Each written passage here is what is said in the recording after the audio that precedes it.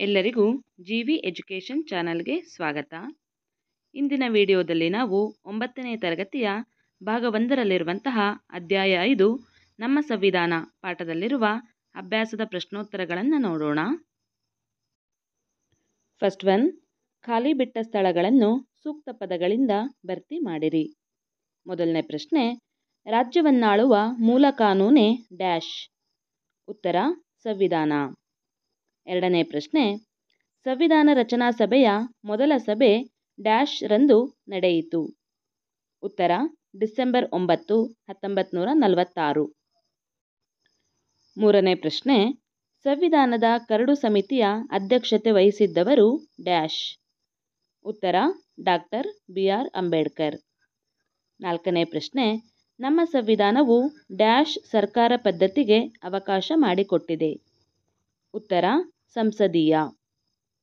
ಐದನೇ ಪ್ರಶ್ನೆ, ನಮ್ಮ ಸಂವಿಧಾನವು ಪ್ರಜೆಗಳಿಗೆ ಡ್ಯಾಶ್ ಪೌರತ್ವಕ್ಕೆ ಅವಕಾಶ ಮಾಡಿಕೊಟ್ಟಿದೆ. ಉತ್ತರ ಏಕ. ಆರನೇ ಪ್ರಶ್ನೆ, ಸಂವಿಧಾನಾತ್ಮಕ ಪರಿಹಾರಗಳ ಹಕ್ಕನ್ನು ಡ್ಯಾಶ್ನೇ ವಿಧಿಯಲ್ಲಿ ಅಳವಡಿಸಲಾಗಿದೆ.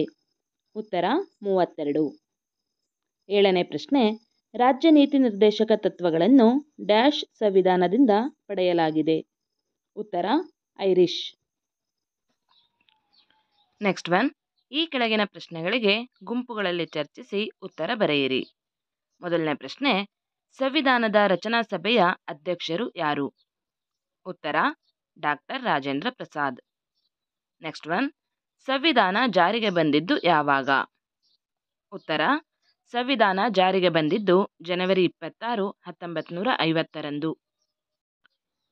ಮುಂದಿನ ಪ್ರಶ್ನೆ, ಭಾರತ ಸಂವಿಧಾನದ ಪ್ರಸ್ತಾವನೆಯ ಸಾರಾಂಶವನ್ನು ತಿಳಿಸಿ. ಉತ್ತರ ವಿಶ್ವದ ಇತರೆ ರಾಷ್ಟ್ರಗಳ ಸಂವಿಧಾನದಂತೆ ಭಾರತ ಸಂವಿಧಾನವು ತನ್ನದೇ ಆದ ಪ್ರಸ್ತಾವನೆಯನ್ನು ಹೊಂದಿದೆ. ಈ ಪ್ರಸ್ತಾವನೆ ನಮ್ಮ ಸಂವಿಧಾನದ ಮೂಲ ತತ್ವಗಳು ಹಾಗೂ ಪ್ರಜೆಗಳ ಧ್ಯೇಯೋದ್ದೇಶಗಳನ್ನು ಪ್ರತಿಬಿಂಬಿಸುತ್ತದೆ. ಆದ್ದರಿಂದ ಇದನ್ನು ಸಂವಿಧಾನದ ಕೈಗನ್ನಡಿ ಎಂದು ಕರೆಯಲಾಗುತ್ತದೆ. ಜವಾಹರಲಾಲ್ ನೆಹರೂರವರು 13 ಡಿಸೆಂಬರ್ 1946ರಂದು ಸಂವಿಧಾನ ರಚನಾ ಸಭೆಯಲ್ಲಿ ಮಂಡಿಸಿದ ಧ್ಯೇಯಗಳ ನಿರ್ಣಯವು ನಮ್ಮ ಸಂವಿಧಾನದ ಪ್ರಸ್ತಾವನೆಗೆ ಆಧಾರವಾಗಿದೆ. ಮುಂದಿನ ಪ್ರಶ್ನೆ, ಜಾತ್ಯತೀತತೆ ಎಂದರೇನು? ಉತ್ತರ ಎಲ್ಲ ಧರ್ಮಗಳನ್ನು ಸಮಾನತೆಯಿಂದ ಕಾಣಬೇಕೆಂಬುದನ್ನು ಪ್ರತಿಪಾದಿಸುವುದೇ ಜಾತ್ಯತೀತತೆ. ನೆಕ್ಸ್ಟ್ ಒನ್, ನಮ್ಮ ಸಂವಿಧಾನದ ಪ್ರಮುಖ ಲಕ್ಷಣಗಳನ್ನು ವಿವರಿಸಿ. ಉತ್ತರ ನಮ್ಮ ಸಂವಿಧಾನದ ಪ್ರಮುಖ ಲಕ್ಷಣಗಳು: ಲಿಖಿತ ಮತ್ತು ಬೃಹತ್ ಸಂವಿಧಾನ, ಭಾಗಶಃ ನಮ್ಯ ಭಾಗಶಃ ಅನಮ್ಯ ಸಂವಿಧಾನ, ಸಂಸದೀಯ ಸರ್ಕಾರ ಪದ್ಧತಿ, ಗಣತಂತ್ರ ವ್ಯವಸ್ಥೆ, ಒಕ್ಕೂಟ ವ್ಯವಸ್ಥೆ, ಮೂಲಭೂತ ಹಕ್ಕುಗಳು, ಮೂಲಭೂತ ಕರ್ತವ್ಯಗಳು, ರಾಜ್ಯ ನೀತಿ ನಿರ್ದೇಶಕ ತತ್ವಗಳು, ಸ್ವತಂತ್ರ ಮತ್ತು ಏಕೀಕೃತ ನ್ಯಾಯಾಂಗ ವ್ಯವಸ್ಥೆ, ಏಕಪೌರತ್ವ, ಸಾರ್ವತ್ರಿಕ ವಯಸ್ಕ ಮತದಾನ ಪದ್ಧತಿ, ದ್ವಿಸದನ ಶಾಸಕಾಂಗ ಮತ್ತು ಪಕ್ಷ ಪದ್ಧತಿ. ಮುಂದಿನ ಪ್ರಶ್ನೆ, ಸಂವಿಧಾನದಲ್ಲಿ ಅಳವಡಿಸಿರುವ ಮೂಲಭೂತ ಹಕ್ಕುಗಳಾವುವು? ಉತ್ತರ ಮೂಲಭೂತ ಹಕ್ಕುಗಳು: ಸಮಾನತೆಯ ಹಕ್ಕು, ಸ್ವಾತಂತ್ರ್ಯದ ಹಕ್ಕು, ಶೋಷಣೆಯ ವಿರುದ್ಧದ ಹಕ್ಕು, ಧಾರ್ಮಿಕ ಸ್ವಾತಂತ್ರ್ಯದ ಹಕ್ಕು, ಸಾಂಸ್ಕೃತಿಕ ಮತ್ತು ಶೈಕ್ಷಣಿಕ ಹಕ್ಕು, ಸಂವಿಧಾನಾತ್ಮಕ ಪರಿಹಾರಗಳ ಹಕ್ಕು. ನೆಕ್ಸ್ಟ್ ಒನ್, ಮೂಲಭೂತ ಕರ್ತವ್ಯಗಳನ್ನು ಬರೆಯಿರಿ.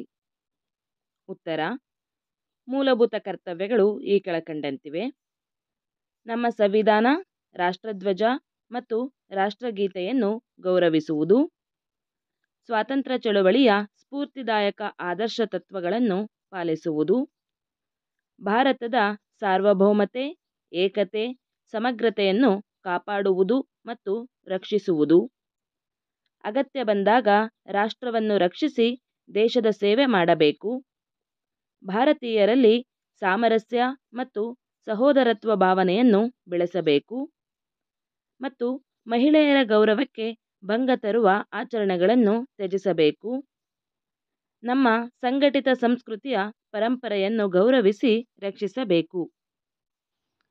ಅರಣ್ಯಗಳು, ಸರೋವರಗಳು, ನದಿಗಳು ಮತ್ತು ವನ್ಯಮೃಗಗಳು ಸೇರಿದಂತೆ ಪ್ರಕೃತಿ ಪರಿಸರವನ್ನು ರಕ್ಷಿಸಿ ಅಭಿವೃದ್ಧಿಪಡಿಸಬೇಕು ಹಾಗೂ ಜೀವಂತ ಪ್ರಾಣಿಗಳಿಗೆ ಅನುಕಂಪ ತೋರಿಸಬೇಕು.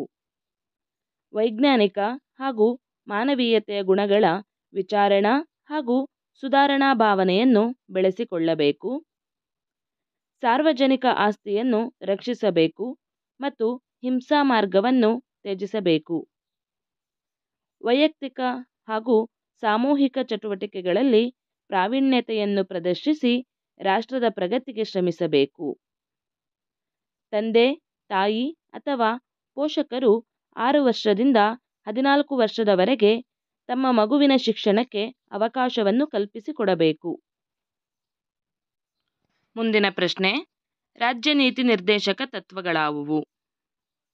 ಉತ್ತರ: ರಾಜ್ಯ ನೀತಿ ನಿರ್ದೇಶಕ ತತ್ವಗಳು ಎಲ್ಲ ಪೌರರಿಗೂ ತಮ್ಮ ಜೀವನೋಪಾಯಕ್ಕೆ ಬೇಕಾದ ಸೌಲಭ್ಯಗಳನ್ನು ಒದಗಿಸುವುದು, ಸಮುದಾಯದಲ್ಲಿನ ಸಂಪತ್ತು ಮತ್ತು ಉತ್ಪಾದನಾ ಸಾಧನಗಳು ಕೆಲವೇ ಜನರ ಸ್ವತ್ತಾಗದಂತೆ ತಡೆಗಟ್ಟುವುದು, ಸ್ತ್ರೀ ಮತ್ತು ಪುರುಷರೆಲ್ಲರಿಗೂ ಸಮಾನ ಕೆಲಸಕ್ಕೆ ಸಮಾನ ವೇತನ ನೀಡುವುದು, ಕಾರ್ಮಿಕರ ಯೋಗಕ್ಷೇಮವನ್ನು ರಕ್ಷಿಸುವುದು, ವೃದ್ಧರು, ರೋಗಿಗಳು, ದುರ್ಬಲ ವರ್ಗದವರು ಮತ್ತು ಅಸಮರ್ಥರಿಗೆ ಸಹಾಯಧನವನ್ನು ಒದಗಿಸುವುದು,